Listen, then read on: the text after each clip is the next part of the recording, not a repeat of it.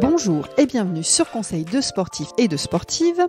Alors, ce podcast est un podcast utile. Il a pour vocation à vous accompagner dans la pratique, répondre à des questions que vous vous posez ou tout simplement vous aider à reprendre le sport. Alors moi je suis Sandrine, je bosse chez Decathlon.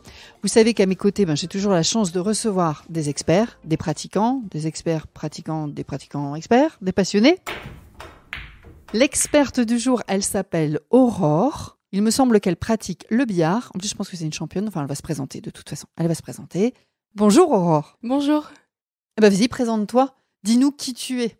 Alors, j'ai 28 ans. Enfin, 29 maintenant. J'ai eu 29 ans il y a une semaine. Elle sait plus. Non. Pas grave. En fait, comme avec le confinement, on l'a pas fêté. Voilà, c'est un peu... Ok, joyeux anniversaire. Merci. Donc, j'ai 29 ans. Je suis chargée d'études dans le domaine de la santé. Je suis chanteuse à mes heures perdues et pâtissière aussi un petit peu. Dis donc, t'en as des talents. Un petit peu. Et je suis championne de France de billard 3 fois, en 2010, 2015 et 2018. D'accord. Et j'ai fait 3 championnats d'Europe, dont 2 où j'ai été 5e et 6e. Alors, un petit peu comme le tir à l'arc, c'est la question que j'avais posée à Arnaud il y a quelques semaines. Le billard, c'est un sport ou c'est un loisir ? C'est un sport. Vas-y, dis-moi. Mine de rien, c'est quand même assez physique. Parce qu'en fait, on a tendance à penser que c'est pas un sport parce que les gens voient pas le côté physique du billard. Mais mine de rien, on se relève, on se baisse, on se relève, on marche beaucoup autour du billard. Et voilà, ça apporte pas mal de choses côté physique dont on se rend pas compte en fait. D'accord, donc finalement c'est un sport et c'est un loisir. C'est les deux. On peut dire que c'est les deux ? Ok. J'ai l'impression qu'il existe plusieurs pratiques de billard. Est-ce que tu peux les citer rapidement ? Oui, alors il y en a 4 principales.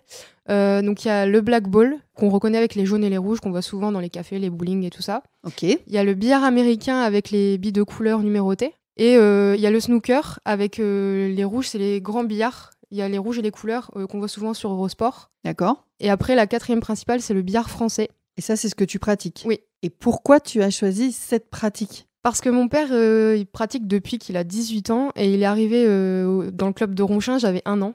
J'ai grandi dans le club et puis il organisait des stages pour les jeunes. Et puis un jour, j'ai dit, je veux venir et j'avais 7 ans. Ok, mais donc ça s'est fait un peu naturellement, Ouais, voilà. Le choix de cette pratique. Oui.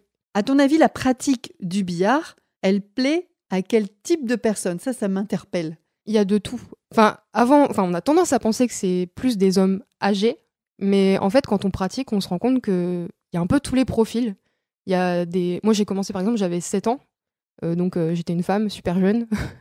On voit de plus en plus de femmes. T'étais une femme super jeune, ouais.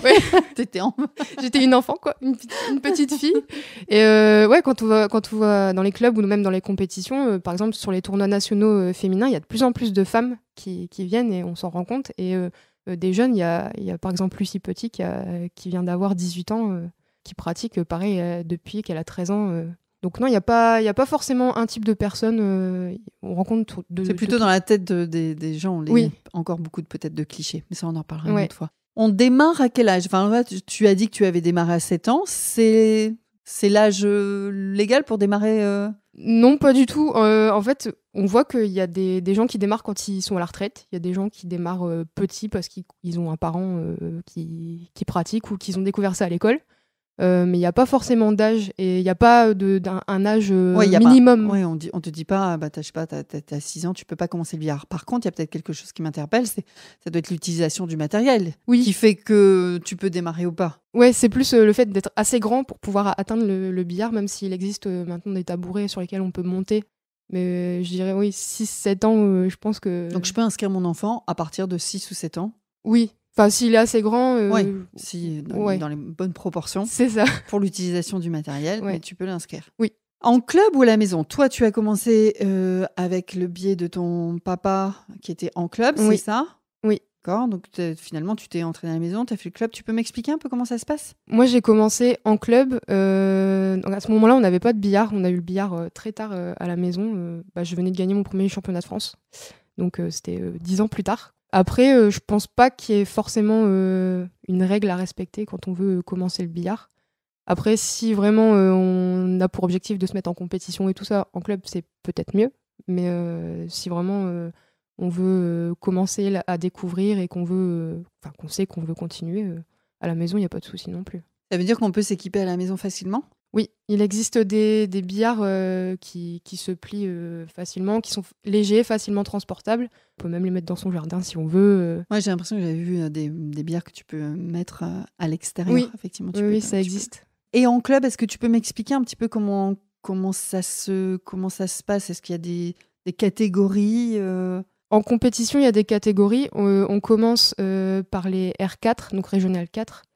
C'est vraiment les débutants à 40 points. Après, pour les enfants, on dit que c'est pour les débutants, mais c'est plus les enfants qui jouent aux 4 billes. En fait, on leur rajoute une bille supplémentaire pour que ce soit plus facile et qu'ils puissent apprendre à faire des points plus facilement sur le billard. Et après, on monte Régional 3, voilà, jusqu'au Master, qui sont vraiment les joueurs les plus forts qu'on voit au niveau européen. Donc, d'accord, c'est bien structuré finalement. Ouais. Par rapport à la pratique du billard, donc toi, je pense que tu as commencé par rapport à un héritage familial. Oui. Mais c'est quoi les bénéfices de cette pratique ? C'est quand même pour ça qu'on est là aujourd'hui, pour parler des bénéfices de la pratique. Alors moi, les bénéfices de la pratique, je les ai surtout ressentis au niveau mental. Ça m'a aidé à mieux me concentrer, parce que c'est quand même un sport où il faut beaucoup réfléchir, où il faut aussi savoir se maîtriser. Un sport stratégique, on peut dire ? Oui, parce qu'il faut savoir prévoir le coup d'après et voilà, anticiper ce qui va se passer quand on joue, donner la bonne force. Faut savoir maîtriser ses nerfs aussi. Ça, niveau calme, calme, confiance en soi, endurance aussi, mine de rien. Parce que quand on enchaîne les matchs et qu'on a beaucoup de points à faire, je sais qu'en compétition, quand je vois certaines filles, je sais que au bout de la moitié de la partie, elles ont du mal à tenir parce qu'elles sont pas endurantes. Parce que ça dure combien de temps une partie ? À notre niveau, je parle pas des masters vraiment. Par exemple, Magali de Klender, elle, ça peut durer une demi-heure parce qu'elle est très rapide et elle peut faire ses points en un coup. Ah oui. Sinon, nous, en compétition nationale, on va dire que c'est à peu près 1h30, un match. Un match, 1h30. Ouais. Et donc, tout au long d'une journée de compétition, tu vas enchaîner. À chaque fois que tu seras entre guillemets sélectionnée, tu vas à chaque fois enchaîner des matchs. Donc c'est ça que tu veux dire, être endurante ? Oui, que ce soit sur un seul match ou vraiment savoir enchaîner les matchs. Parce que je sais qu'à une époque, en plus, on faisait 5 matchs par jour. Donc quand on enchaîne 5 matchs en une journée, à faire le tour du billard, à réfléchir.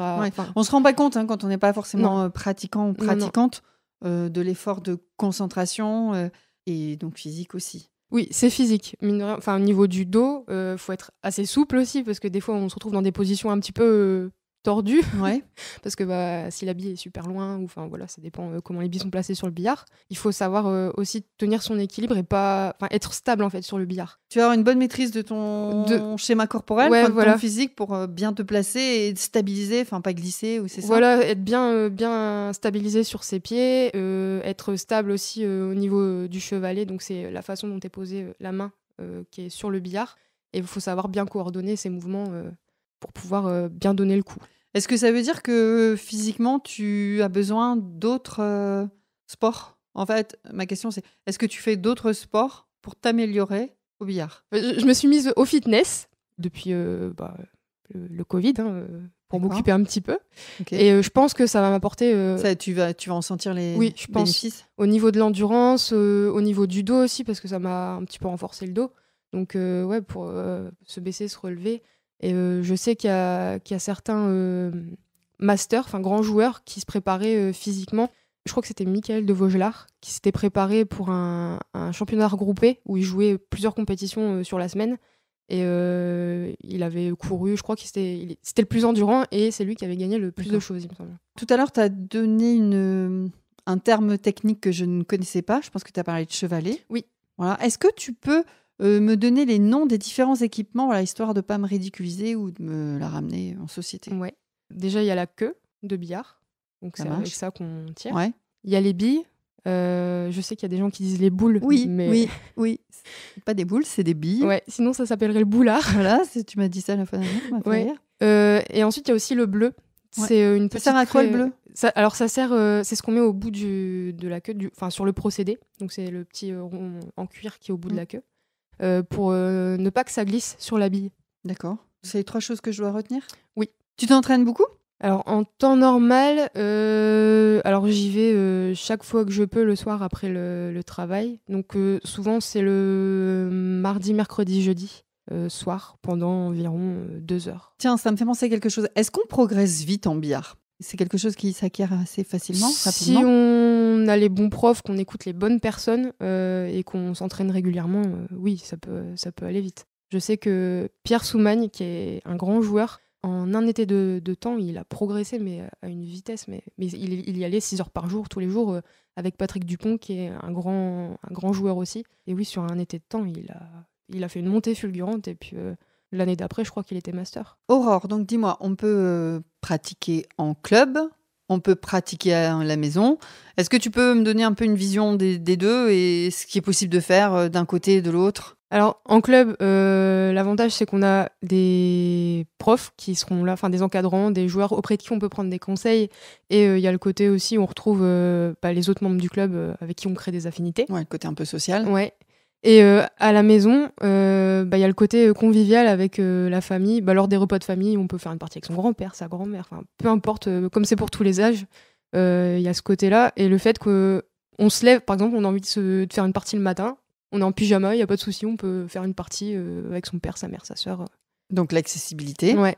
Par contre, tu vois, je suis en train de me dire que si je suis à la maison, effectivement, j'ai ce billard et j'ai envie de progresser. Est-ce qu'il y a aujourd'hui des outils pour que je puisse progresser sans pour autant m'inscrire dans un club ? Oui. Alors sur Internet, il y a pas mal de tutos, notamment Decathlon qui en fait, sur YouTube. Il y a la fédération qui met à disposition des cahiers techniques avec le billard de bronze, le billard d'or, le billard d'argent. Voilà, c'est des cahiers où on retrouve des points sur lesquels on peut s'entraîner. Ce sont les points de base, en fait, du billard.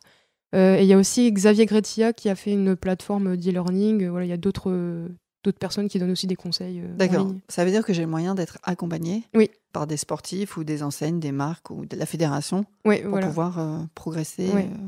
Pour conclure, Aurore, si tu dois me motiver, moi, mes amis, à pratiquer le billard, est-ce que tu as des mots forts, des arguments, une phrase motivante ? Dis-moi. Ouais. Alors moi, je dirais confiance en soi, parce que ça apporte pas mal de confiance, le billard. D'accord. Partage, parce qu'on fait énormément de rencontres. Par exemple, j'ai des copines partout en France maintenant. Et plaisir, parce que c'est juste un plaisir de jouer au billard et de partager, enfin c'est encore une fois le partage qui revient, de partager une partie, des conseils avec des gens. Donc confiance, partage, plaisir ? Oui. Plaisir. Plaisir plus. Alors on finit par ça. Salut Aurore, à bientôt. À bientôt. Si vous avez aimé ce podcast, n'hésitez pas à le partager à vos amis, votre famille, sur vos réseaux. Vous pouvez aussi nous laisser un commentaire sympathique et des étoiles de préférence 5 sur Apple Podcast. Et n'oubliez pas d'aller écouter les autres conseils et toutes les histoires de sportifs by Decathlon sur toutes les plateformes d'écoute. Merci.